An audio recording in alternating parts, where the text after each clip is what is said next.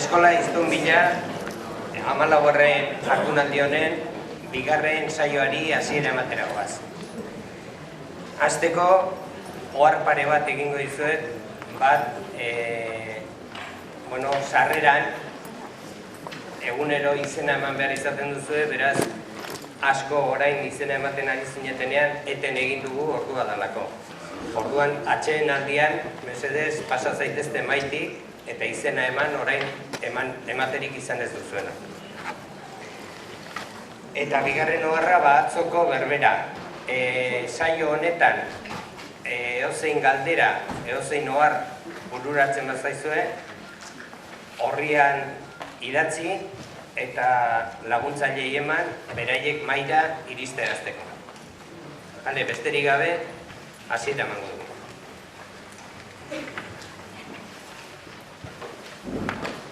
Nekazariak gogoz landu eta forratu zuen lurra. Gogoz erein eta landarak hazi ala, atzuen eta zekien guztia egin zuen landaraiek frutua eman zezaten. Frutua eman zuten bai, baina ez agian berak espero zuen edota bere aleginak merezi zuen guztia.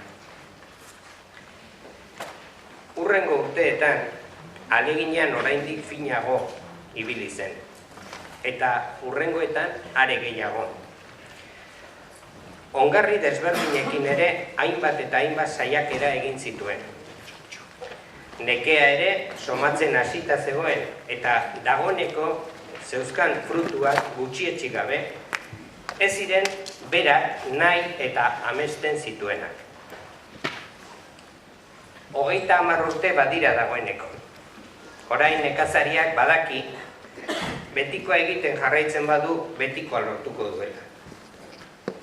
Eseri eginda, eta landareari begiratu dio maitasun handiz. Zer egiten du, eta zer ez dut egiten? Nola egiten du? Zer hobetu dezaket? Zer alda dezaket nik? Zer da nire esku dagoena? Zer da agian ikusten ez dudan? Gero, gora eta albora ere begiratu egin du. Baina zelako lurra da nerea. Zein eguraldi daukat. Eta ekaitzak eta txingorrak ere badira, sarri. Hoiek ere hor daude, eta ezin ditutuka. Erabilera da gure lanaren frutua. Hemen gauden guztiok urtiak daramazkigu alegin honetan, eta zorionez, kezkak eta nekeak ez ezik, azken urte hauetan hausnarketak eta ikerketak hartzen ari dira tarte bat gure zereginetan. Kale erabileraren neurketak, kuadrilen barruko hizkuntza ohituren ingurukoak eta eskuartzeak, bikoten ohiturena, eraldatze saioak, arrue, gaur horietako bat, gazteen hizkuntza erabileran eragiten duten faktoren azterketa proiektua ekarri nahi izan dizuegu hona.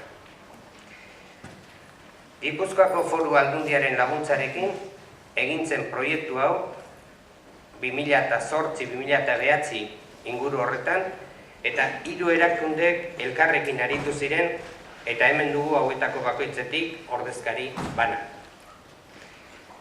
Topagunetik, Sonia Pérez, gazteen sailekoa, soziolinguistika klusterretik, Urtsintxatik, Jaime Altuna, eta soziolinguistika klusterretik, Asier Basurto. Zuena da hitza. Kaixo, egunon. Lehenengo gauza eskerrak eman nahi dizkiegu jardunaldi hau antolatzen duten hezkuntza saileko lankidei, honea gonbidatzeagatik eta prestaketa lanetan guri beren laguntza emateagatik. Iñakik esan bezala, 3 erakundeen arteko lankidetzan garatutako proiektu bat da, gaur aurkeztuko duguna. 3 erakunde hauek dira soziolinguistika klusterra eta bere bazkide diren Topagunea eta Urtsintxa eskola. Pixka bat, soziolinguistika klusterrean biltzen dira soziolinguistikaren inguruan dabiltzan eragile ezberdinak. Mota honetako proiektuak garatzen ditugu elkarrekin lankidetzan, bakoitzaren interesak, elkarrekin ditugun interesak komunak direnean, lankidetzan garatzen ditugu ikerketa proiektuak, divulgaziokoak eta antzekoak. Tartean, urteak daramatzagu gazteen inguruko proiektu ezberdinak lantzen, agian hezkuntza munduarekin lotuena arrue proiektua izan daiteke, batzuk igual ezagutuko dezutena, baina beste lan hildo bat da, gazteen erabileran eragiten duten faktoren azterketa ontara ekarri gaituena, ez? Hori, klusterraren beste proiektu askotan ematen diran ezaugarri batzuk ditu honek. Adibidez, disiplina ezberdinetako jendearekin kontatzea soziolinguistika gaiak lantzeko, edo erakunde ezberdinen arteko lankidetzan oinarritua egotea. Pixka bat, hasteko, kokatuko dizuet nondik datorren guzti hau. Esan daiteke, orain aurkeztuko dugun proiektuaren aurrekaria izan zela perspektiba eta prospektiba proiektua. Hau garatu zen 2006 eta 2007 urteetan, eta izan zen lan bat, lantalde honek garatutakoa, egin zuena, lehenengo eta bain perspektibaren atala, izan zena gazteen erabilera lantzeko, sustatzeko, ikertzeko, gai horri buruz Euskal Herrian egina zeuden ekimen ezberdinen bilduma bat. Eta behin bilduma hori aztertuta, egin zen aurrera begira eman beharko liraken pausoak edo ikusten ziren lanildo posibleen pixkate horren inguruan hausnartu zen eta ondorio batzuk atera ziren aurrera begira egin beharrekoari buruz. Orduan, ondorio horien artean ikusten zen bazegola bat zela oinarri teorikoaren beharra sumatzen zela zenbait eragileen aldetik. Gazteen artean hizkuntza erabilera sustatzen lan egiten zuten hainbat jendek ikusten zuen bere lana nun oinarritua ez zuela. Edo behintzat urruti gelditzen zitezkiola zeuden oinarri teorikoak. Orduan pixkat, hutsune hori betetzea etorri da lan hau.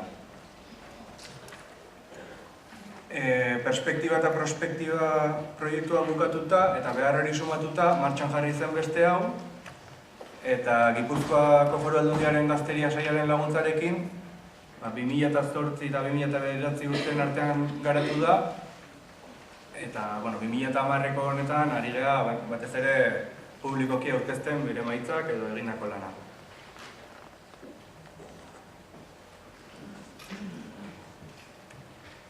Orduan, hasieratik definitu genituen helburu batzuk azterketa proiektuanekin lortu nahi zirenak, ez? Lehenengo gauza zen, kontziente izanik hizkuntza erabileraren fenomenoaren konplexutasunaz, iruditzen zitzaigun zegoen behar bat zela nolabait konplexutasun hori modu simple batean irudikatuko zuen tresna bat, edo hitz gutxirekin gauza hain konplexua deskribatuko zuen zerbait sortzea, ez? Oinarri bezala erabiltzeko izango zena. Horretarako, hausnarketa partekatuan oinarritzea erabaki zen. Adituak eta gazteak lanean jartzea, euren arteko iritzi trukea sustatzea, eta iritzi horien gainean eraikitzea lortu nahi genuen oinarri teoriko hori. Puntu honetan garrantzitsua da gazteen iritziak kontuan hartzearena aurreko proiektuan ateratzen ondorioetako bat hori izan zelako. Gazteen hitza gutxi entzuten dela sarritan gaztei buruz hitz egitean. Orduan, hasieratikan kontuan hartu zen iritzi hori eta gazteak prozesuan integratu dira, ez? Hirugarren helburua da aplikazio praktikoari sortutako emaitza bat izan behar zuela proiektu honek. Azken finean, zuzenean sustapen lan horretan ari den jendeari egon behar zitzaion eguneroko lanean erabiltzeko moduko tresna bat. Ez genuen nahi egitea ikerketa bat, liburu potolo bat idatzi eta aparategitan gordeta uzteko. Nahi genuen eguneroko lanerako baliagarria izango zen zerbait. Horrez gain, hartzailea gazteengan interesa duen edozein izateko pentsatuta dago. Proiektu honen emaitza ulertzeko edo praktikan erabiltzeko jarri genuen helburua zen aurrez soziolinguistikari buruzko ezagutza berezirik izan gabe erabili ahal izatea dena. Eta azkeneko helburua jarri geniona zen tresna orokorra baina moldagarria izatea. Horrekin zer esan dugun, gazteen artean hizkuntza erabileraren inguruan lan egitean oso errealitate ezberdinen aurrean kokatzen gara.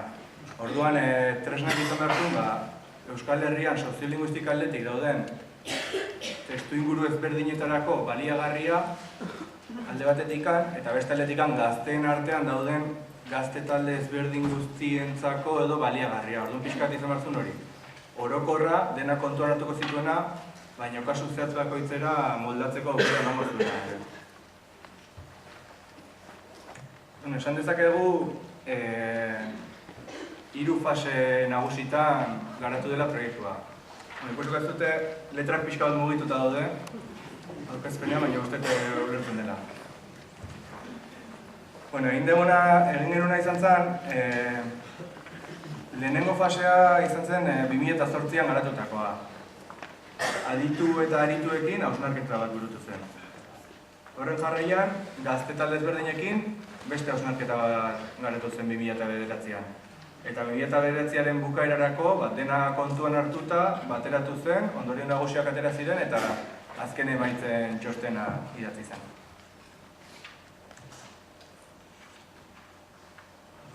Lehenengo urratxe horretan egin genuna, izan zen esparru ezberdinetatik etorritako aditu eta arituak elkartu eta prozesuak montatu genuen gaiaren inguruko beraien iritziak kontrastatu eta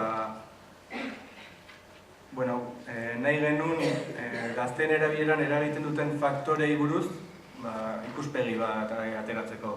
Ikusten dezuen bezala, unibertsitatetik, udaletatik, hezkuntza mundutik, komunikazioaren mundutik, gazte erabideetatik, aisialdi antolatutik eta euskara elkarteetatik heldutako jendeak parte hartu zuen, orduan gaia ikuspegi ezberdinetatik ezagutzen dutena dauden. Bai esperientzia praktikotikan eta baita ezagutza teorikotikan edo ikerketa mailatikan. Hor daukazuena da, aditu horiek erantzun behar izan zuten galdera nagusia. Zure ustez, zin aldar egin dute eragina, 12 eta 30 urte bitarteko gazteek eremu ez formanetan duten hizkuntza erabilera. Hor pixkat mugatu genuen gure galdera 12 eta 30 urte artera eta eremu ez formaletako erabilerara. Pixkat, nahiz eta gure emaitza orokorra eta moldagarria izatea nahi dugun, nunbait zentratu beharra zegoen, orduan nahiko margen utzita, hortxe mugatu genuen. Adituen fase hau eta gero, gazteena iritsi zen. Gazteekin egin genuna izan zen, hausnarketa tailer batzuk prestatu, eta, zonalde soziolinguistiko ezberdinetatik, adin ezberdinekoak eta saioa testuinguru ezberdinetan kokatuta, hausnarketa tailerrak burutu genituen perfil ezberdinetako gazteekin. Gutxi gora bera 2 ordu terdiko tailerrak burutzen genituen eta bertan jasotzen genituen gaiari buruz beraiek duten ikuspegia eta beraiek aipatzen dituzten faktoreak erabileran eragina dutela. Erantzun behar izan zuten galdera nagusia adituen berdina. Zure ustez, zein alda dute eragina, 12 eta 30 urte bitarteko gazteek eremu ez formanetan duten hizkuntza erabilera.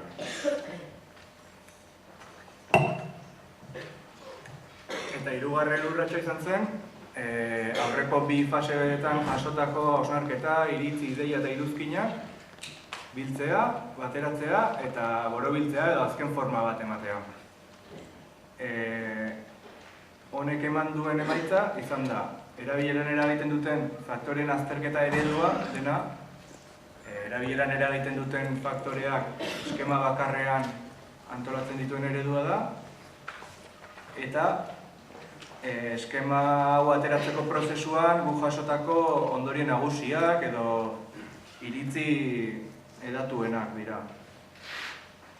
Orduan, pixka bat, buelta eman diogu kontuari eta lehenengo ondorioa komentatuko dizkizuet eta gero ikusiko dugu azterketa eredua bera nola da. Bueno, lehenengo ondorioa da aurrez ere bagenekin zerbait, baina iruditu zaiguna garrantzitsua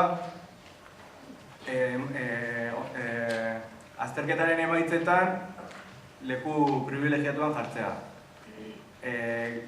Gazteen hizkuntza erabilera gizarte fenomeno konplexua dela. Askotan badago tendentzia ez dakit gauzak erraztearren edo konplexutasun hori, praktikan konplexutasun horri aurre egiteko simplifikatzeko. Baina iruditzen zaigu etengabe presente izan behar dela faktore ezberdin askok eragiten dutela erabilera hortan eta komenigarriena dena kontuan hartzea izango ditzakena. Korapilloa jartzen du hor, pixkat korapillo bat bezala dela esaten degulako sarri. Ari batetik direkasten bazea, beste ari bat ere mugitzen duzu, eta azkenean bakarretik tirata askatzea oso zaila da. Pixkat bakoitza iputuz eta bakoitza mugituz lortu daiteke azkenean korapillo askatzea. Ikusi duguna prozesu osoan zehar izan da ere, gazteek eta adituek oso antzeko faktoreak identifikatu dituztela. Gauza da, hitz ezberdinekin aipatu arren, azkenean bi faseetan ateratako faktoreak gutxi gora bera antzekoak direla. Ez da egon faktore bat, aditu guztiek esan dutena eta gazteek inoiz ez, edo alderantziz. Eta hortaz aparte, badago beste gauza bat, ikusten dela gazteen artean fenomenoa deskribatzen dela bakoitzak bizi duenaren arabera. Pixka bat gehiago kostatzen zaiela Euskal Herriko beste testuinguru batean kokatzea edo beste gazte mota batean kokatzea. Adituek hori hobeto egin dute ariketa hori, ez?